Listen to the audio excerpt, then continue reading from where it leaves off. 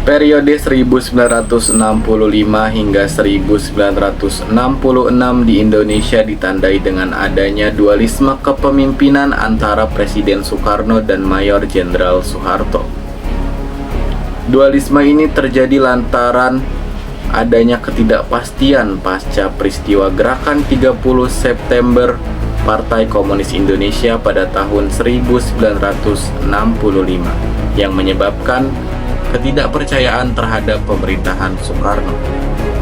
Pada saat itu, negara mengalami kondisi ekonomi yang sangat parah, inflasi yang tinggi, dan ketidakpastian terhadap pemerintahan.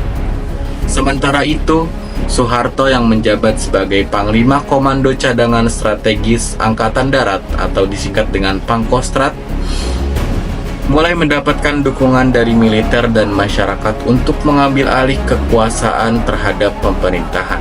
Ketegangan antara Soekarno dan Soeharto semakin meningkat setelah Super Semar Surat Perintah 11 Maret dikeluarkan.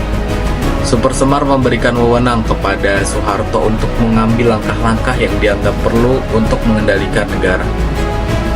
Dengan surat ini, Soeharto bertindak cepat untuk membubarkan Partai Komunis Indonesia dan membersihkan segala unsur-unsur yang dianggap pro-komunis pada militer serta pemerintahan.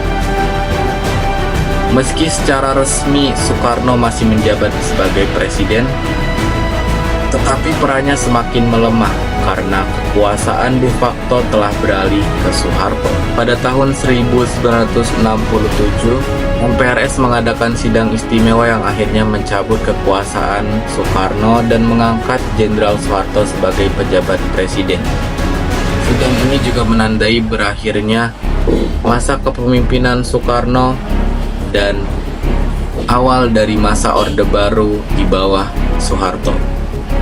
Sidang ini juga menunjukkan bahwa secara konstitusional Soekarno menjabat sebagai Presiden Indonesia hingga tahun 1967. Namun kendali pemerintahan secara nyata telah berpindah ke Soeharto sejak 1966. Dualisme kepemimpinan ini akhirnya berakhir dengan dilantiknya Soeharto secara resmi sebagai Presiden Indonesia pada tahun 1968 di bulan Maret. Soekarno dan Soeharto memiliki gaya kepemimpinan yang sangat berbeda. Soekarno dikenal sebagai tokoh yang orator dan nasionalis, sementara Soeharto cenderung sebagai tokoh yang otoriter dan fokus pada stabilitas serta pembangunan ekonomi. Transisi dari Soekarno ke Soeharto mencerminkan perubahan besar dalam dinamika politik dan kehidupan sosial Indonesia dari era revolusioner hingga pada periode yang lebih stabil dan pembangunan ekonomi yang merata.